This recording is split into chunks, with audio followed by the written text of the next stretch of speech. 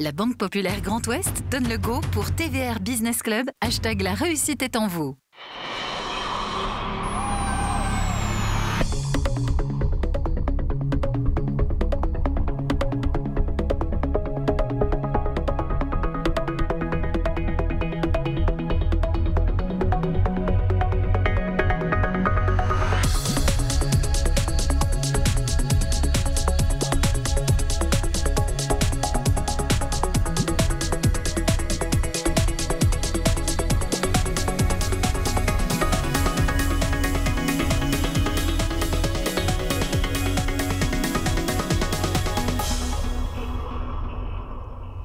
Bonsoir à tous, soyez les bienvenus pour votre TVR BPGO Business Club, soyez les bienvenus ici dans cet écrin de Polaris pour une émission, l'économie décryptée par ceux qui la font.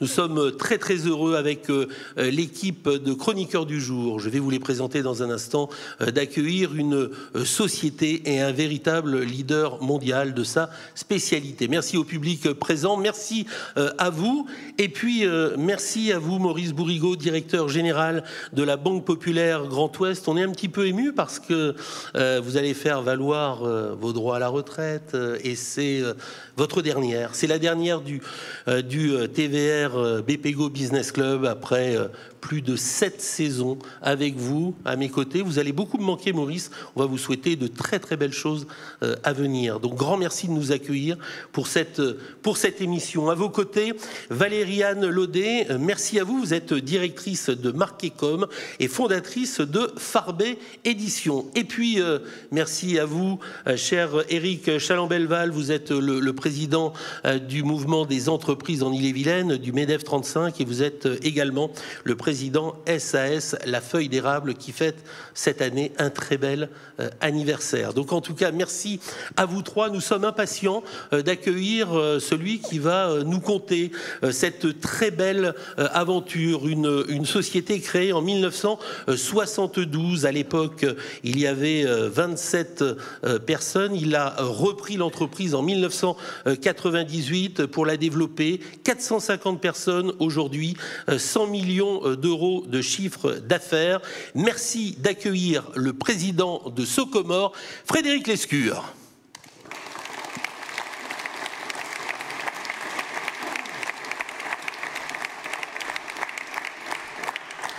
Et nous sommes très fiers de vous accueillir. Le lieu emblématique, c'est Vannes, dans le Morbihan, et vous êtes acteur mondial de produits de chimie à haute valeur ajoutée et dans des domaines qui font un peu rêver. On vous trouve dans l'aéronautique, dans les trains, dans toutes ces valeurs ajoutées où là, on a réellement besoin de vous.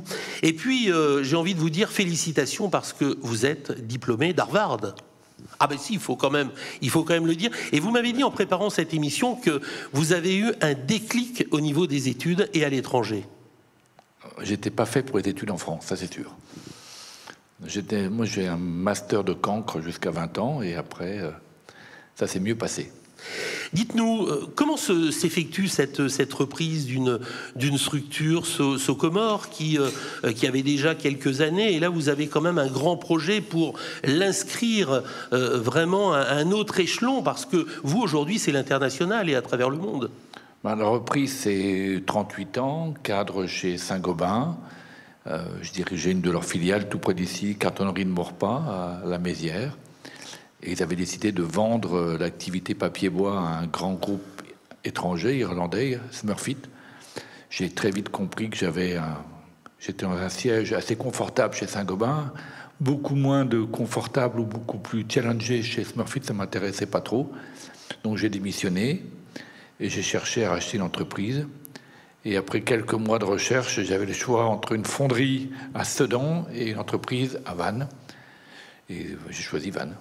Bon, on peut le comprendre. Développer, renforcer, améliorer.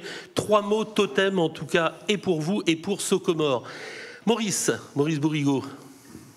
Alors, vous êtes très attaché à ceux qui font, à ceux qui réalisent, à vos salariés. Soco, ouais. Qu'est-ce que vous fabriquez dans la vie? Parce que voilà, vous avez une vision mondiale, vous avez des conquêtes, une croissance externe impressionnante. Mais qu'est-ce que vous faites? Expliquez à nos auditeurs, à nos téléspectateurs. Qu'est-ce que vous faites concrètement? C'est difficile parfois. Alors, nous sommes devenus au cours des années le chimiste de l'aéronautique. Et dans l'aéro, tout est critique. Dirons-nous, si c'est pas critique, ce comment on n'a rien à y faire. Donc on a aujourd'hui sur 450 salariés plus de 50 personnes en R&D et donc la France, faut savoir, est un pays merveilleux pour innover. C'est un paradis fiscal pour les innovateurs. C'est vraiment quelque chose qui est ancré en moi. En France, on a tout ce qu'il faut pour réussir. On a les infrastructures, les gens, les études. Plus que le CIR. Non, mais le CIR est un des moteurs merveilleux. Et grâce à ça, pour ceux qui créent de la valeur, c'est un moment, c'est le parfait écrin pour y arriver. La France est un très bel écrin pour entreprendre. Et donc aujourd'hui, nous sommes imposés dans un métier, mais qui est vraiment tout petit. Aujourd'hui, tout ce qui est sous la peinture, tout ce qui est sous la colle, c'est de la préparation de surface. Et il y en a qui en font un métier, qui en font 100 millions. Voilà, donc aujourd'hui, on va même jusqu'à faire des revêtements critiques. Par exemple, 100% de toutes les fusées dans le monde, le blanc là, de toutes les fusées, c'est nous. Voilà, le 100% de tout ce qui est noir sur un moteur d'avion, c'est nous. Mais sur une fusée, vous en mettez quoi? Vous en mettez 40 kilos de peinture. C'est pas peut-être 50. Mais pas, je parle de peinture sèche. Voilà, sur un moteur, vous en avez quelques centaines de grammes. Mais vous avez des peintures qui sont dans des conditions très particulières, très critiques, qui vont tenir des chaleurs assez incroyables. Voilà, donc on est sur les bords d'attaque des avions. Il faut savoir qu'une pluie à 1000 km/h ou à 900 km/h, c'est assez ravageur. Voilà, il faut des choses qui tiennent. Et c'est notre métier. Donc, par exemple, un des beaux métiers qui nous attend, c'est les pales d'éoliennes. Il faut savoir qu'une pale d'éolienne est dans une taille qu'aujourd'hui, le bout de la pale frise la vitesse du son. Donc, les conditions d'exploitation d'une pale d'éolienne, c'est similaire à une hélice d'avion. Voilà, donc on est sur tout ce qui est critique. Et petite histoire pour montrer à quel point les choses sont critiques et les gens ne s'en rendent pas compte. Vous n'avez jamais bu de Pepsi dans un avion. Vous ne verrez jamais de Pepsi. Vous ne voyez que du Coca-Cola. Pourquoi? Parce que Coca-Cola a payé pour être testé, pour vérifier qu'il n'y a pas de problématique. Et tout est fait comme ça dans un avion. Il y a zéro laissé il n'y a rien laissé au hasard. Et un produit dans notre métier, c'est 15 ans de R&D. Aujourd'hui, je commence à mettre sur le marché des produits que j'ai lancés dans les années 2000. Et voilà, donc c'est un métier qui est merveilleux aussi pour une PME, qui est maintenant une ETI. C'est que finalement, c'est très compliqué pour un entrant de venir nous challenger. Dans un métier, on est aux trois au monde. Il y a un Américain, un Allemand et nous. Donc c'est quand même voilà. Et ce que j'aime beaucoup, c'est que c'est les deux gros. Il y en a un petit qui s'appelle BASF et un autre qui s'appelle PPG l'américain. Bon, il y a quand même un quatrième qui s'appelle 3M. C'est tous des géants qui ont des coûts de structure phénoménaux. Donc aujourd'hui, c'est assez simple d'être agile par rapport à des mastodontes. C'était le mot que j'allais employer, une très grande agilité, en tout cas pour Socomore. C'est passionnant ce que vous êtes en train de nous dire. Valérie-Anne Laudet, directrice de Marque et Com. Oui, je vais rebondir sur ce que Maurice vient de dire. Vous êtes en train de développer une politique RSE stratégique pour votre entreprise à travers Socoway. Le nom est d'ailleurs bien imagé puisqu'on voit bien le chemin que vous prenez. Pouvez-vous nous dire pourquoi c'est si important pour vous de développer cet axe pour Socomore? Tout d'abord, qu'on a attaqué la partie RSE de manière formelle, je ne souhaitais pas du tout le faire de manière publique, car aujourd'hui, quand on est chimiste et qu'on se lance dans une problématique RSE, on a intérêt d'être absolument parfait et d'éviter tout ce qu'on appelle le greenwashing. Donc on a vraiment intérêt d'être plutôt bien faire tranquillement avant d'en parler.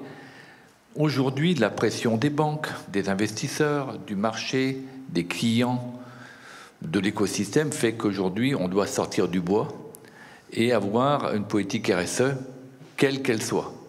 Donc aujourd'hui, nous avons choisi il y a quelques années donc le nom SocoWay. On s'est donné une baseline qui est le partage crée de la valeur. Et ça illustre bien notre manière de voir les choses. La première chose qui est importante pour une entreprise pour grandir, c'est son écosystème. Socomo, je dis toujours, est le champion du monde de toutes catégories, des deals polymorphes. Tout il est possible tant que c'est légal. Okay, et donc, c'est comme ça qu'on arrive à faire des choses, nous, que les grands groupes ne pourraient même pas imaginer.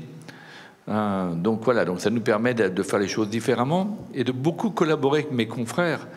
Je parle de très peu de mes concurrents parce que finalement, BASF, allez, on est concurrent à 0,00001%. Et même si je prends la division préparation de surface de BASF, on est concurrent à 5%. Ça nous laisse 95% pour collaborer. Et aujourd'hui, c'est ça qu'ont besoin nos clients. Ils n'ont pas besoin qu'on s'affronte. Ils ont besoin qu'on collabore pour arriver à la meilleure solution pour eux. Parce que de toute manière, si on s'affronte, on va nulle part. Il n'y a que des perdants. Si on collabore, il n'y a que des gagnants. Donc, c'est comme le pouvoir, ça se partage, c'est facile. Donc, moi, j'adore collaborer avec tout le monde. Et le SocoWay, c'est finalement, c'est collaborer avec tout son écosystème. Et puis, je vais vous dire aujourd'hui, c'est quand même, quand vous partagez, créez de la valeur, celui qui donne a le bon rôle. Celui qui partage a le bon rôle. Et je souhaite qu'on puisse partager longtemps et avoir le bon rôle longtemps, parce que finalement, c'est quand même très agréable et très confortable. Éric Challant-Belval, président du MEDEF 35 et président de la Feuille d'Érable. Oui, Frédéric, je regarde un peu l'histoire de l'entreprise et je me dis, 11 septembre 2001, c'est l'apocalypse pour vous, c'est vous qui le dites. L'aviation, sans mauvais jeu de mots, s'écroule économiquement dans le monde. Puis il y a eu le 2008, une autre crise économique. Très récemment, le Covid. Et en regardant votre histoire, j'ai l'impression que les grands dirigeants se révèlent dans les crises. Comment est-ce que vous avez géré toutes ces crises successives qui ont failli vous mettre par terre complètement? Alors, je confirme que juin 2022, je ne faisais pas les salaires. 2002, je ne faisais pas les salaires. Là, on a eu quand même très, très chaud. Les banquiers ont été très sympas. Là, je reconnais qu'on aurait pu quand même franchement y passer. Et après, on a sorti un produit miracle. Quand je dis miracle, c'est qu'il a très, très bien marché. On est passé, je dirais 2000, on devait être à 4 millions d'euros de chiffre d'affaires. On est passé à 10 millions d'euros très rapidement avec un produit sans concurrence. Voilà, qui nous a bien accompagnés. Arrive 2008, donc fin 2008, je crois qu'on était à 22 millions d'euros de chiffre d'affaires. On redescend à un peu moins de 15 en 2009. Coup de bol, j'avais vu le truc arriver. En tout cas, moi, je ne suis pas bon pour gérer par les centimes. Il y en a qui sont super bons, il en faut. Hein. Des gens qui vont gérer par les coûts, chaque centime, chaque chose, et qui font qu'à la fin de l'année, on fasse des résultats même merveilleux. Moi, je ne sais pas faire ça. Moi, je sais gérer par le développement. Et quand il faut gérer par le coût, malheureusement, c'est plutôt des grands coups de sabre. Mais bon, on sait le faire aussi. Okay, donc, 2009, on s'est séparé de filiales, on a vendu, Bon, en tout cas, c'était assez compliqué. Et mes coups de bol, on a préservé notre cash. Et là où nos confrères étaient exempts, on a pu faire plein d'acquisitions. On a fait 22 acquisitions dans les années qui ont suivi. Puis est arrivé le Covid. Là, c'était le truc qu'on n'avait pas vu. Peut-être d'autres l'avaient vu, mais nous, on ne l'avait pas vu arriver. On a été fauchés en pleine montée de puissance dans l'aéronautique. On a fait seulement moins 85% en quelques semaines. Donc là, maigrir de 10%, c'est compliqué. 20%, ça devient une science. Vous imaginez, moins 85%. Donc là, c'était sanglant. On a fermé 3 usines, dont 2 usines que j'ai fermées par visio. Ça existe, on peut le faire, mais c'est quand même pas facile. On s'est séparé de pas mal de collaborateurs. Mais on a eu, entre ce moment qui était très compliqué, qui était septembre 2020 et mars, on a eu un moment complètement incroyable. On a transformé l'intégralité de toutes nos usines dans le monde en fabrication de gel hydroalcoolique. Et ponctuellement, en France, l'usine de Vannes, on est devenu... Vous êtes le numéro 1, vous devenez le numéro 1. Ponctuellement, pendant 13 semaines, on devient le numéro 1 français. On a produit plus de gel hydroalcoolique en 13 semaines qu'ils s'en produisaient en France par an avant. Pour rien vous cacher, je suis devenu le plus gros trafiquant d'alcool breton ever. Il n'y a personne qui pourra. On est monté comme à 100 000 litres de cognac par jour. C'est d'alcool de cognac qui venait, hein, qui était... la préfecture de Vannes avait... comment on appelle ça, avait réquisitionné de l'alcool. Monsieur Mathurin. Voilà. Mathurin, le préfet. Voilà, donc alors c'était celui qui était juste avant. Et voilà, on avait réquisitionné, on est devenu un très gros... Et c'était une merveilleuse... franchement, je peux le dire maintenant, un merveilleux temps d'entrepreneuriat où tout était permis. On était seuls sur la route. On pouvait faire à peu près ce qu'on voulait. On avait tous les permis parce qu'on était pour la bonne cause. Et voilà, donc on a même réussi à recruter, je crois, 60 salariés en intérim au mois de mars et d'avril 2020. Alors que c'était un moment assez incroyable, en tout cas, et qui a sauvé l'entreprise. Ça a généré pas loin de 15 millions d'euros de chiffre d'affaires en quelques semaines.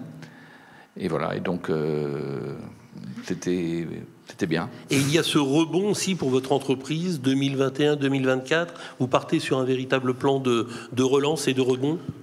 Ah bah oui, mais à chaque fois c'est pareil, c'est un tremplin. Hein, à chaque fois, donc on était redescendu on était à 62 ou 63 millions en 2019. On est descendu à moins de 50, 40 et quelques en 2020. Et là, on va faire 100 millions cette année. Donc à chaque fois, c'est un fabuleux tremplin. Donc finalement, vive les crises. Maurice. Oui, d'abord, j'aimerais vous dire que j'ai un immense respect pour chaque centime d'euro de chiffre d'affaires, sincèrement, parce qu'on finance la moitié des start-upers du Grand Ouest. Et moi, j'aime qu'on passe 1 000 euros de chiffre d'affaires, j'aime qu'on passe 10 000 euros de chiffre d'affaires, 1 million, 10 millions, 100 millions. J'ai un immense et profond respect. J'aime beaucoup votre idée de le partage crée de la valeur. Parce que moi, je suis très proposition de valeur, création de valeur, partage de la valeur. Ah, c'est mes 3 piliers. Mais vous, pourquoi dites-vous le partage crée de la valeur? Le partage, c'est la valeur... en fait, quand vous partagez n'importe quoi, si vous le partagez avec des gens qui savent créer de la valeur... Un truc que je dis chez Socomore qui est vraiment politiquement incorrect, mais je vais me permettre ce soir... À l'armée, on a marche ou crève. Chez Socomore, c'est marge ou crève. Et c'est important parce que ce sont les marges qui payent les salaires. Ce sont les marges qui font qu'on a aujourd'hui les moyens de partager. Okay. Donc aujourd'hui, partager crée de la valeur parce qu'en général, quand vous partagez, vous donnez envie aux autres de partager. Et donc, qui partage plus. Et moi, je crois beaucoup aux ascenseurs. Vous savez, la vie est un... J'ai aucun problème pour laisser quelqu'un monter dans l'ascenseur. L'ascenseur, je sais qu'il reviendra à un moment ou un autre, c'est sûr. Et donc à ce moment-là, la porte s'ouvrira et ça sera pour moi. Ce soir, c'est marche ou crève l'écran? Qui sait, hein? Il y a eu... Valérie Anne. Le monde de la chimie s'est complètement transformé ces 70 dernières années. On est passé d'une chimie à base d'hydrocarbures à une chimie aqueuse, plus propre. Comment avez-vous intégré cette révolution? Et l'avenir de Socomore n'est-il pas de devenir une clean tech? Alors, bien évidemment, l'avenir de Socomore est de devenir une clean tech. Aujourd'hui, malheureusement, j'ai une mauvaise nouvelle pour vous. C'est qu'aujourd'hui, la partie aqueuse, c'est moins de 1%. On est totalement dépendant des hydrocarbures, mais aujourd'hui, nous ne payons pas la matière première à son prix. Et aujourd'hui, le sujet n'est pas de savoir si le baril est à 100 ou à 50. Le baril, il devrait être à 1000. Le jour où le baril sera à 1000, on donnera de la valeur à beaucoup d'autres choses. Et aujourd'hui, on est des enfants gâtés depuis 70 ans. On dépense sans compter de l'argent qui n'est pas à nous. Hein, l'argent qui a été mis là par l'histoire. Et aujourd'hui, on a une très grande responsabilité, mais c'est clair qu'il va falloir qu'on se sèvre mais pour se sevrer du pétrole, il va falloir beaucoup d'ingénierie. Et aujourd'hui, c'est pas le savon végétal que je fabrique dans une de mes usines. On en est qu'au début. Mais aujourd'hui, il faut savoir, juste un truc, pour donner une idée. Aujourd'hui, on parle des SAF, qui sont les remplaçants du kérosène, qui est donc, soi-disant, durable, à base de l'industrie végétale. Pour fabriquer l'énergie qui permettra de fabriquer le SAF pour les avions, il faut construire 76 EPR. Non, 96 EPR dans le monde. Quand même. Voilà. Donc aujourd'hui, bien évidemment, ça prendra beaucoup de temps. Et aujourd'hui, je pense qu'il faut que notre génération choisisse ses combats. Il y a des endroits où c'est assez simple de se sevrer du carbone, de se sevrer du pétrole. Il y a des choses qui sont beaucoup plus compliquées. Voilà. Donc aujourd'hui, l'aéronautique qui me fait vivre doit se réformer, doit travailler. Mais maintenant, il ne faut pas compter sur l'aéronautique pour changer le monde tout de suite. L'aéronautique a toujours changé le monde et continuera de le changer dans les années qui viennent. Mais je crois qu'il y a des chantiers beaucoup plus urgents que de vouloir changer l'aéronautique tout de suite. On a 1 milliard d'autres projets, mais là, il n'y a pas de temps, on n'a que 26 minutes. Oui, et il nous en reste moins de 5. Éric. Alors, j'ai un grand-père bourguignon, et je crois que vous aussi. Et en 52, cet homme, il a créé la société, le vôtre, la société d'embouteillage de Bourgogne. Non, d'emboutissage. D'emboutissage de Bourgogne, qui est devenu SEB. Oui. Tout le monde connaît SEB, mais société d'emboutissage de Bourgogne, on ne sait pas. Et il a inventé la cocotte minute. Exact. Et puis cet homme, qui était entrepreneur, est devenu premier président de la région Bourgogne. Oui, au bénéfice de l'âge. En quoi cet homme vous a inspiré? Parce que je pense que c'est une clé pour comprendre votre parcours, cet homme. D'abord, au début, il m'a beaucoup handicapé. Parce que d'abord, non seulement j'ai le même nom que lui, mais j'ai le même prénom. Donc ça fait quand même... Donc j'ai assez vite fui quand même la chose. Et il était un poil embarrassant. Il prenait un peu de place. Donc j'ai d'abord fui. Et je vais vous dire un truc, dans mon bureau, tous mes bureaux, j'ai une photo de lui, très grande. Et je lui pose toujours les questions et c'est merveilleux, il me répond. Et donc, voilà, dès que j'ai un problème, je lui parle, je lui demande. Et il me répond et ça me permet de me guider. Maintenant, c'était un homme, oui, c'était incroyable ce qu'il a fait. Et on a tous des grands-pères. Tous nos grands-pères sont incroyables. Lui, il était incroyablement entrepreneur. Et voilà, c'était un bon moment. Et vous deviendriez politique à votre tour? Ah non, ça, non.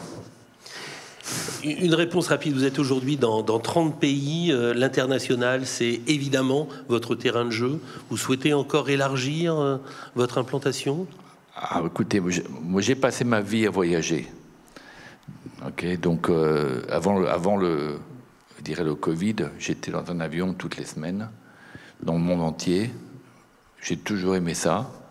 J'ai toujours fait attention de partir le lundi et revenir le vendredi aussi. Mais bon, j'avais des plannings de fou. J'ai voyagé aux États-Unis je voyage encore aux États-Unis, je ne me décale pas, parce que sinon vous ne pouvez pas... Si vous commencez à vous décaler, vous ne pouvez pas avoir une semaine normale la semaine prochaine. Et surtout, vous ne pouvez pas être disponible le week-end si vous êtes décalé. Donc il ne fallait absolument pas se décaler. Voilà, donc aujourd'hui, c'est merveilleux l'international. Et puis quand vous êtes français et vous vendez dans l'aéronautique, toutes les portes s'ouvrent. En France, vous pouvez vendre du parfum, du pinard, du vin, excusez-moi, de la mode et de l'aéronautique. Quand on vend des machines-outils, c'est un peu plus compliqué. Mais l'aéronautique, vous avez vraiment aucun problème. Vous appelez Kawasaki, vous avez Suzuki, vous appelez Embraer, vous appelez n'importe qui. On est fournisseur premier rang Airbus. La porte s'ouvre. C'est merveilleux. C'est presque trop simple. Quand vous montez dans un avion, vous regardez la peinture, vous regardez un peu les détails. Non, le numéro de série. Numéro de série. Maurice, ce sera pratiquement la dernière question, votre dernière question. 3 mots. Pourquoi le français? Le français, ça c'est de l'aventure de... j'ai 62 ans, donc à un moment ou à un autre, l'horloge biologique va aussi comme vous, me pousser à apprendre, mais apprendre aussi un petit peu de... Donc ça, c'est mon aventure de dans 10 ans. Alors le français, c'est un bateau. Hein. Alors c'est un 3-mâts de 50 mètres de long. Visible à Saint-Malo. Quand il est à Saint-Malo, il tourne beaucoup. Il navigue beaucoup, 230 jours, et on a la chance d'être associé à Grand Voilier École. Et à l'école polaire, on accueille 10 000 jeunes par an. Et c'est merveilleux de pouvoir avoir cette aventure. Comme je dis à beaucoup de gens, c'est une danseuse qui est autorisée par madame. Donc voilà, c'est ma danseuse. J'y prends beaucoup de plaisir. Et j'adore surtout naviguer avec tous les gens qui découvrent ce que c'est que la marine. Et tout ça, je le dois aussi à mon ami Bob Escoffier, qui m'a initié depuis une 30aine d'années à tout ça. Voilà, donc c'est Beaucoup chacun a de ses aventures. Beaucoup de générosité. Oui. Et on embrasse Bob Escoffier qui avait avec vous eu ce bateau, l'ancien Critère 5 de Michel Malinowski, qui à l'occasion de la première route du Rhum était arrivé 98 secondes après Mike Birch. Et ce bateau, il a été quand même floqué saut Comore à l'occasion. Oui, il y a beaucoup de boîtes qui sont payées des vedettes. Ouais, mais quand même, ce bateau a fait la route du Rhum. Vous lui avez permis une nouvelle jeunesse. On arrive au terme de cette émission. On va vraiment vous remercier, Frédéric Lescure, responsable de saut Comore. On peut vous applaudir. Merci en tout cas de nous avoir fait voyager en première classe pour bien comprendre votre domaine d'activité. Merci Valérie-Anne, merci Eric, et puis merci du fond du cœur Maurice pour tout ce que vous avez effectué pour contribuer et à marquer dans les agendas ce rendez-vous du TVR BPGO Business Club. Merci pour tout. Stéphane Beignet, Aurélie, merci à toute l'équipe de TVR, à Dom et à tout le monde. Merci. Et on se retrouve, et au public. Et au public, on se retrouve très vite pour de nouvelles aventures de votre TVR BPGO Business Club. Merci.